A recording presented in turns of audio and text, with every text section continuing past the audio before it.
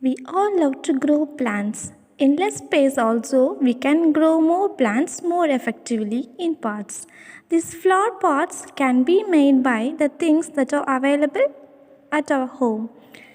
We plan to make flower pots in our co-curricular activity class. We have done by the flower pots by two methods from the available materials. The materials secured are two different sizes of dustbin, cement mortar of different consistency, spoon or trowel.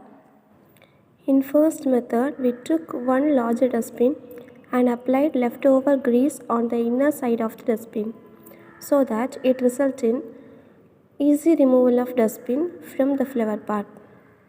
Next, we added water to the cement and make it as a thick paste like grout and applied next to the grease so that a smooth finishing of exterior portion of flower pot can be obtained.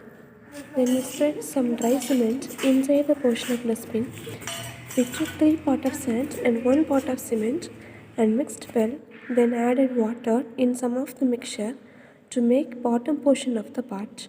We should very careful that increase in mortar in bottom portion results in thicker bottom portion. We added water to the remaining mixture to make a dry consistency. Using gloves or trowel, apply the mixture from inner to outward of the dustbin. We placed another dustbin on the inner side of the dustbin and pressed well to get thickness of edges of flower pot. After that, remove the dustbin slowly and remove extra mortar mixture. Using spoon or trowel, rub the inner side of the flower pot. Using painting brush, apply water on the inner side of the flower pot. Then apply cement and rub it using the trowel to get smooth edges. Leave the arrangement for one day. For next day, tapping the sides and bottom of the dustbin, a beautiful flower pot can be obtained. After curing for 24 hours, it may be used for planting purposes. Some of cement mixture were left over, so we decided to make another flower pot. We added some more cement and sand in the ratio of 1:3 and added water to make the required consistency.